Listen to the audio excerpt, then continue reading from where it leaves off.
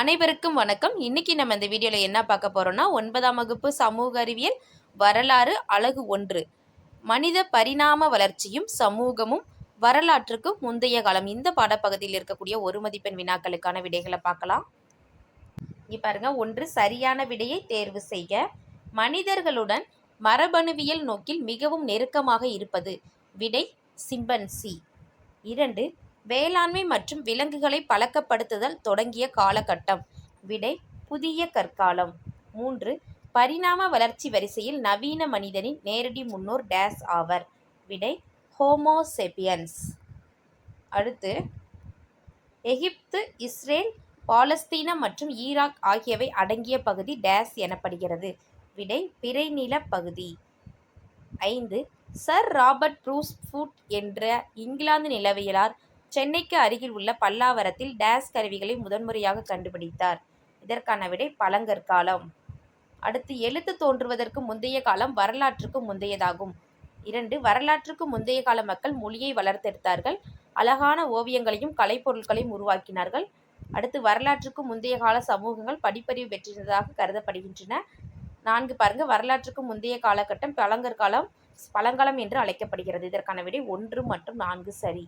7 celled எனப்பட்ட மெருகேற்றப்பட்ட கற்கோடாரிகளை புதிய கற்கால மக்கள் பயன்படுத்தினார்கள். 2 புதிய கற்கால கிராமம் குறித்த சான்று சென்னை மாவட்டத்தில் உள்ள பையம்பள்ளியில் காணப்படுகிறது. 3 புதிய கற்காலத்தை தொடர்ந்து வந்த பண்பாட்டு காலம் பழங்கற்காலம் எனப்படுகிறது. 4 விலங்குகளை வளர்த்தல், பயிர் செய்தல் ஆகியவை நடந்த காலகட்டம் இடைக்கற்காலம் எனப்படுகிறது. இதில் விடை 1 சரி. அடுத்து 8 கூற்று பாருங்க. தமிழகத்தின் ஆறுகள், குளங்கள் அருகே இடைக்கற்கால வாழ்விடங்கள் பல கண்டுபிடிக்கப்பட்டுள்ளன. காரணம் நீர்ப்பாசன மேலாண்மை இடைக்கற்காலத்தில் வளர்ச்சியடைந்து இருந்தது. விடை பார்த்தோம் அப்படின்னா இதற்கான விடை கூற்றும் காரணமும் தவறானவை. அடுத்து, கோடிட்ட இடங்களை நிரப்புக. 1 பாருங்க, கை கோடாரிகளும் வெட்டுக்கருவிகளும் டேஸ் பண்பாட்டை சேர்ந்த முக்கியமான கருவி வகைகளாகும். விடை கீழ்ப்பழங்கற்காலம். 2 கற்கருவிகளை உருவாக்குவதற்கு தேவையான வழிமுறைகளும் நுட்பமும் டேஸ் தொழில்நுட்பம் என அழைக்கப்படுகிறது. கற்கருவி தொழில்நுட்பம். 3 பாருங்க, பழங்காலத்திற்கும் புதிய கற்காலத்திற்கும் இடைப்பட்ட காலம் டேஸ் எனப்படும். இதற்கான விடை இடைக்காலம். அடுத்து, சரியான கூற்றை தேர்வு செய்க. இந்த கூற்றில் சரியான கூற்று எது அப்படின்னா முதல் கூற்று. மனிதர்களின் தோற்றத்தை அறிவியல் நோக்கில் புரிந்து கொள்ள தகுதியுள்ளது, தப்பி பிழைக்கும் என்று கருத்து உதவுகிறது. இது சரியான கூற்று. அடுத்து பார்த்தோம் அப்படின்னா 3வது உயிரியல் பரிணாம வளர்ச்சி குறித்த டார்வின் கோட்பாடு இயற்கை தேர்வு என்று வழிமுறையுடன் தொடர்புடையது. இந்த 2 கூற்றுமே சரியானது, மற்ற 2மே தவறு. காரணம் இங்கே கொடுத்துருக்கேன் பாருங்க. தவறு அப்படிங்கிறது உயிர்களின் தோற்றம் குறித்த நூலை சார்லஸ் டார்வின் தான் பதிப்பித்தார். 4வது பாருங்க, கல் தொழில்நுட்பம் குறித்து ஆராய்வது கற்கருவி தொழில்நுட்பமாகும். இதுதான் சரியானது. ஓகேவா? அடுத்து பாருங்க 2 குரங்கினால் உராங் உட்டான் மனிதன் மரபுக்கு மிக நெருக்கமாக ஒரு குரங்கினமாகும். இதில் பார்த்தோம் அப்படின்னா 2வது தான் சரி. மனிதர்களின் முன்னோர்களை ஹோமினின் என்கிறோம். அவர்களின் தோற்றம் குறித்த சான்றுகள் ஆப்பிரிக்காவில் காணப்படுகின்றன. இந்த கூற்று மட்டும்தான் சரி, அதாவது 3மே தவறு. இதற்கான சரியானது என்ன அப்படின்னா இதற்கான விடை இங்கே கொடுத்துருக்கேன் பாருங்க. முதல்ல தவறுனா குரங்கினால் சிம்பன்சி மனித மரபுக்கு மிக நெருக்கமான குரங்கினமாகும். 2வது சரி. 3வது செதிலை கருவிகள் செய்ய பயன்படுத்த முடியாதுன்றது அது விடை தவறு. ஏன்னா மூலக்கற்கள் என்பவை கற்கருவிகள் பயன்படும் கற்கள் ஆகும் எழுதிக்கலாம். 4வது சிறு தொழில்கள் தயாரிக்க பயன்படும் மூலக்கல் அச்சூழியன் எனப்படும் இருக்கு. இதற்கு விடை தவறு. ஏன்னா கைகோடாரி கருவிகள் அச்சூழியன் கருவிகள் என்று அழைக்கப்படுகின்றன. ஓகேவா? அடுத்து பாருங்க, பொறுத்துக. பழங்கால மானுடவியல். இதற்கான விடை பார்த்தோம் அப்படின்னா மனித இன முன்னோர்கள் குறித்த ஆய்வு. 2 கோடாரி கருவிகள். விடை அச்சூழியன். கல்லிலும் எலும்பிலும் காணப்பட்ட உருவங்கள் வீனஸ். செம்மணல் மேடுகள் விடை என்னன்னா தேரி. சிறு அளவிலான கல்லாலான செய்பொருள்கள் நுண்கற்காலம். இது அதற்கான விடை. ஓகேவா? அடுத்து பாருங்க, சுருக்கமான விடை தருகளை. முதல் கேள்வி பாருங்க, ஊகக்காலம் மனிதர்களை தன்னுணர்வும் ஊக்கக்காலம்னு வரும்பா. ஊகக்காலம் மனிதர்களை தன்னுணர்வும் அறிவும் உள்ளவர்களாக எப்படி மாற்றியதுன்னு இருக்கு. இதற்கான விடை பார்க்கலாம். இதற்கான விடை பக்க எண் 2ல் இருக்கு. பக்க எண் 2ல் ஊகக்காலம் இருக்கு பாருங்க. ஊகக்காலம்ல கீழே பரிணாம வளர்ச்சி போக்கில் மனிதர்கள் உணர்வையும் நிலையையும் அறிவாற்றலையும் கொண்டவர்களாக மாறினார்கள். அவர்கள் இயற்கையை, தம்மை சுற்றியுள்ள உயிரினங்கள் மற்றும் உலகம் குறித்து சிந்திக்கவும் கேள்வி எழுவும் தொடங்கினர். இதுவரையில் எழுதிட்டு இது தொடர்ச்சியா இதையும் சேர்த்து எழுதிக்கலாம். இதன் மூலம் மனிதர்கள் உணர்தல் நிலையையும் அறிவாற்றலையும் கொண்டவர்களாக மாறினார்கள். இந்த 2 வரியும் சேர்த்து எழுதிக்கங்க. ஓகேவா? இது முதல் கேள்விக்கான விடை. அடுத்து 2வது கேள்வி, வரலாற்றுக்கு முந்தைய கால தமிழக மக்களின் வாழ்வில் கால்நடை வளர்த்தல் ஏற்படுத்திய தாக்கம் பற்றி குறிப்பு தருகன்றிருக்கு. இதற்கான விடை வந்து பக்க எண் 11ல் இருக்கு, பார்க்கலாம். இங்கே பாருங்க, பக்க எண் 11ல் இங்கே இருக்கு. இரும்பு கால மக்கள் வேளாண்மையும் மேற்கொண்டார்கள், ஆடு மாடுகளையும் வளர்த்தார்கள், சில குழுக்கள் வேட்டையாடி கொண்டும் உணவு சேகரித்து கொண்டும் இருந்தன, திணையும் நெல்லும் பயிரிடப்பட்டன. இந்த காலகட்டத்தில் தான் பாசன நிர்வாகம் மேம்பட்டது. இது வரல எழுதிக்கலாம். இரண்டாவது கேள்விக்கான விடை. மூன்றாவது கேள்வி பாருங்க, பெருங்கற்காலத்தில் இறந்தோரை புதைக்கும் வழக்கத்தின் வகைகளை கூறு. இதற்கான விடை பார்த்தோம் அப்படின்னா பக்க எண் 11ல் இருக்கு. இங்கே இருக்கு பாருங்க, பக்க எண் 11ல் பார்த்தீங்க அப்படின்னா இங்கே மேலே இருக்கு.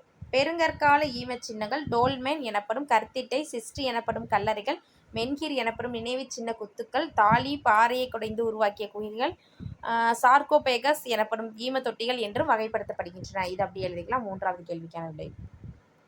அடுத்து பாருங்க, நான்காவது, கருவி செய்வதில் கீழ்ப்பழைய கற்கால மக்களிடமிருந்து தொழில்நுட்பத்தை திறனாய்வு செய்கின்றிருக்கு. இதற்கான விடை பார்த்தோம் அப்படின்னா பக்க எண் 5ல் இருக்கு, பார்க்கலாம். இங்கே இருக்கு பாருங்க. இவர்கள் பெரிய கற்களை செதில்களாக சீவி கைக்கோடாரி உள்ளிட்ட பல வகை கருவிகளை வடிவமைத்தார்கள். இது முதல் பாயிண்ட் எழுதிக்கிங்க. அடுத்து, இவர்கள் தமது வாழ்க்கை தேவைகளுக்காக கைக்கோடாரி, வெட்டுக்கருவி உள்ளிட்ட பல்வேறு கருவிகளை செய்தார்கள். அடுத்து, இந்த கருவிகள் இருமுக கருவிகள் என்று அழைக்கப்படுகின்றன. அவை சமபங்கு உருவமைப்பை பெற்றுள்ளன. அடுத்து வந்து கைக்கோடாரி கருவிகள் அச்சுலியன் கருவிகள் என்று அழைக்கப்படுகின்றன. இதுவரை எழுதிக்கிங்க. நான்காவது கேள்விக்கான விடை. அடுத்து பாருங்க, விரிவான விடையளிக்கவும்ல. முதல் கேள்வி, விவசாயம், பானை செய்தல், உலோக கருவி செய்தல் ஆகிய துறைகளில் நிகழ்ந்த வளர்ச்சி பெருங்கற்காலத்தில் ஏற்பட்ட மிக முக்கியமான மாற்றமாகவும் உறுதிப்படுத்துவோம். இதற்கான விடை பார்த்தோம் அப்படின்னா பக்க எண் 11, 12, 13ல் இருக்கு, பார்க்கலாம். இங்கே இருக்கு பாருங்க. முதல் கேள்விக்கான விடை. முதல்ல வேளாண்மையும் கால்நடை வளர்ப்பும் தலைப்பு போட்டுக்கோங்க. அது கீழே அப்படியே 1 by 1 எழுதிக்கிங்க. இரும்பு கால மக்கள் இதில் இருந்து ஆரம்பித்து அப்படியே தொடர்ச்சியாக இங்கே பாருங்க.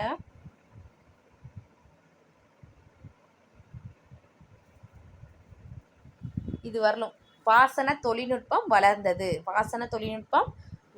இது வரல எழுதிக்கணும். அடுத்த பாயிண்ட் பார்த்தோம் அப்படின்னா அடுத்த பக்கத்தில் இங்கே இருக்கு பாருங்க, மட்பாண்டங்கள் தலைப்பு போட்டுருக்குங்க. மட்பாண்டங்கள் தலைப்பு போட்டுட்டு தொல்லியல் ஆய்வு நடந்த இடங்களில் இதில் இருந்து ஆரம்பித்து இந்த பேராகிராஃப் ஃபுல்லாகவே எழுதிக்கலாம். சரியா? எது வரலும் அப்படின்னா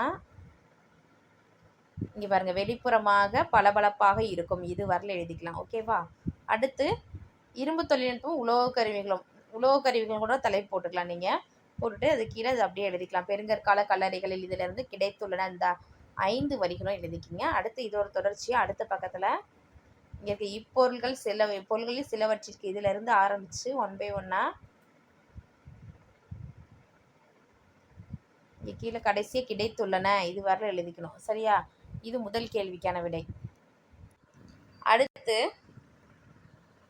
மனிதர்களின் வரலாறு பூமியின் வரலாற்றுடன் நெருங்கிய தொடர்புடையது, தெளிவுபடுத்துகின்றிருக்கு. இதற்கான விடையை பார்க்கலாம். இதற்கான விடை பார்த்தோம் அப்படின்னா முதல் பக்கத்தில் இருக்குது. ஓகேவா?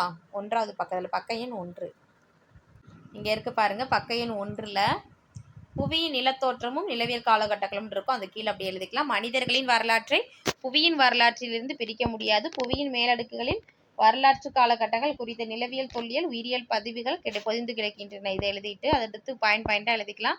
புவி மற்றும் பல்வேறு உயிரினங்களின் வரலாற்றை அறிவதற்கு இச்சான்றுகள் மிக முக்கியமானதாகும்.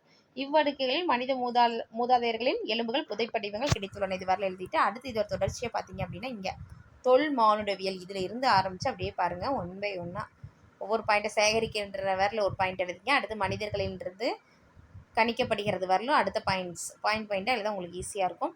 அடுத்து சேகரிக்கப்படும்லேருந்து முயல்கின்றனர். இது வரல ஒரு பாயிண்ட் எழுதிட்டு அது கீழே தொல்பொருள்களை ஆராய்ந்து இதில் இருந்து இயலாகும். இது வரலும். அடுத்து மனிதர்களிலிருந்து இயலாகும். இது வரலும். அறிந்து கொள்ளும் இயலாகும். இது வரல எழுதிக்கிங்க. 2வது கேள்விக்கான விடை. இந்த வீடியோ உங்களுக்கு பயனுள்ளதாக இருந்துச்சுன்னா நம்ம சேனலை சப்ஸ்கிரைப் பண்ணுங்கள், லைக் பண்ணுங்கள், ஷேர் பண்ணுங்கள். Thank you to all.